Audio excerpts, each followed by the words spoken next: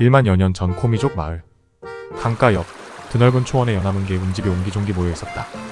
여기서 움집이란 신석기 시대부터 철기 시대까지 보편적인 주거 형태를 말한다. 한마디로 인디언 텐트처럼 벽 없이 콧갈 형태로 나무 껍질이나 말린 풀로 지붕만 만든 것. 그럼 이 주거 형태에서 사는 사람은 신석기 사람임이 분명하다는 뜻? 맞다. 이곳은 대략 BC 1만 년 고물신이라고 생각하는 코미족 사람들이 모여 사는 마을이었다. 어쨌든 모여 살게 되면 가장 힘센 사람이 있는 법? 그 사람이 여기 강가 옆 마을에 모여있는 사람들을 다스리는 족장이다.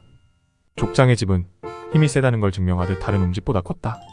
정말 한눈에 찾기 쉬운 족장의 움집으로 들어가 보자. 아이고야. 이런. 집 안에는 움집 지붕을 들썩거릴 정도로 코 고는 소리가 진동했다.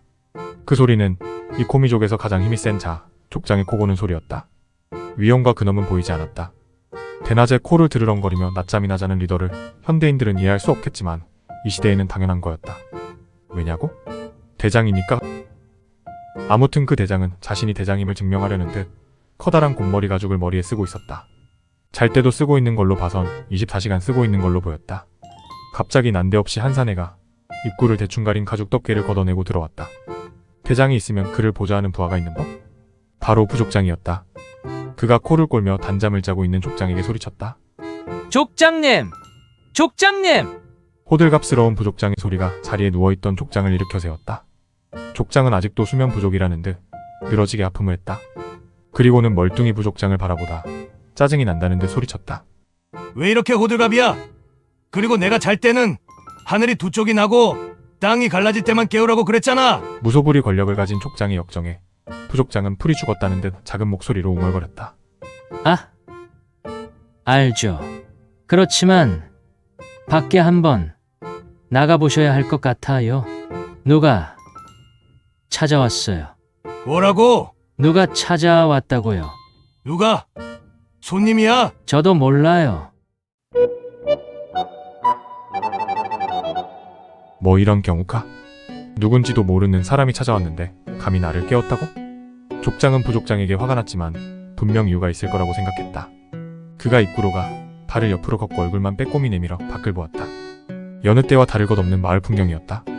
족장이 마을을 둘러보며 스캔하다 마을 입구에 서 있는 한 소년을 보았다. 바로 무시하고 다시 부족장이 말한 사람을 찾았다. 아무리 찾아도 보이질 않자 족장이 부족장에게 다시 물었다. 나를 찾아온 사람이 대체 어디 있는데? 부족장이 족장의 움집 밖으로 내민 얼굴 바로 옆으로 고개를 빼꼼히 내밀었다. 저기 있잖아요. 부족장이 가리킨 사람은 족장이 무시하고 지나친 마을 입구에 서 있던 소년이었다. 저기 보세요. 저 소년이 족장님을 찾더라고요. 못 보셨나요? 이렇게 잘 보이는데 혹시 눈이 먼 건 아니시죠? 부족장이 족장의 얼굴 앞에서 손을 흔들었다. 진짜 눈이 먼 건 아닌지 확인하는 듯 보였다. 손 치워. 눈 안 멀었으니까 아까 봤다고 아닐 거라고 생각한 거지. 부족장이 손을 치우자 족장이 그 소년을 자세히 바라보았다. 10살 정도 됐을까? 피부는 붉고 머리는 새카맸다. 나이도 어린데 지팡이도 가지고 있었다. 입고 있는 옷은 여기 부족과 다른 옷이었다. 위족이었다. 소년을 훑어보던 족장은 순간 부족장에게 화가 났다. 그런데 너 이 자식, 고작 저런 꼬맹이 때문에 내 단잠을 깨운 거냐? 그리고 다른 무족이 나타나면 눈에 띄는 대로 죽이라고 했어. 안 했어? 이 멍청아. 부족장이 가스레인지에 곰국을 올려놓고 외출한 아줌마처럼 화들짝 놀랐다.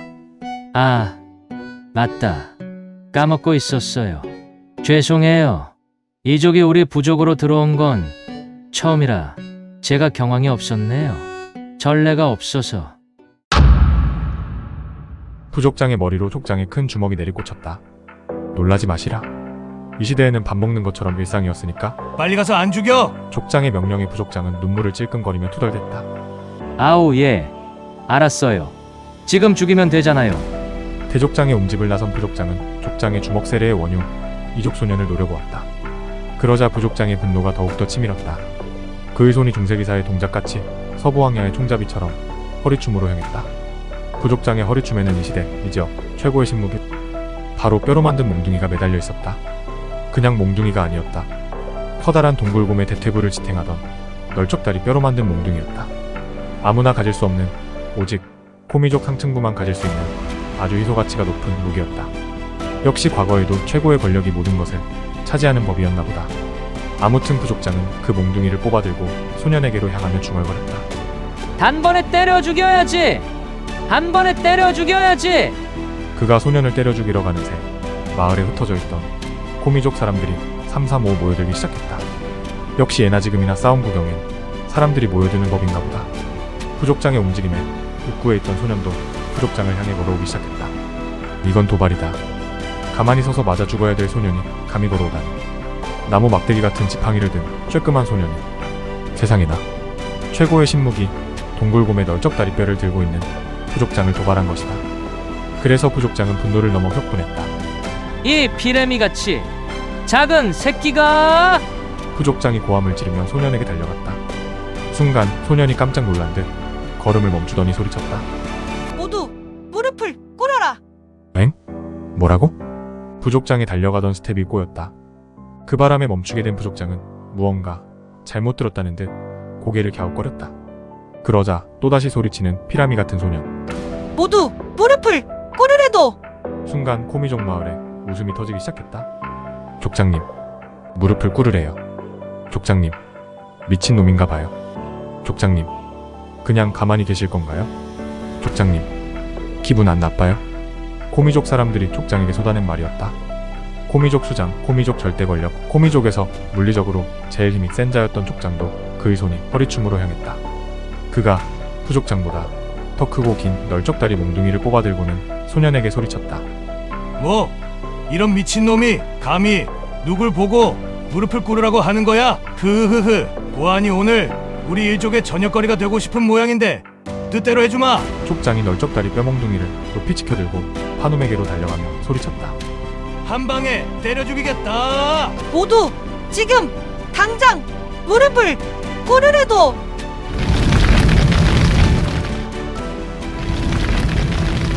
소년이 사자우 같은 목소리로 소리치자 땅이 지진이 난 것처럼 흔들렸다. 족장과 부족장 그리고 코미족 사람들이 모두 얼어붙었다. 지진인가? 족장이 중얼거리곤 땅에 납작 엎드려 땅이 소리를 들으려는 듯 바닥에 귀를 댔다. 아무 소리도 들리지 않자 다시 일어선 족장은 마저 하려던 일을 한다는 듯 다시 소년에게로 향했다. 소년이 그런 족장을 보고는 한숨을 내쉬며 중얼거렸다. 아이고 진짜 미치겠네. 어쩔 수 없지. 소년이 순간 손에 힘을 주자 그의 손에 동그란 빛이 만들어졌다. 빛이라고는 햇빛, 달빛, 모닥불빛 그리고 폭우가 쏟아질 때 만들어지는 번개가 내는 빛이 전부라고 생각했던 코미족 사람들이 깜짝 놀랐다.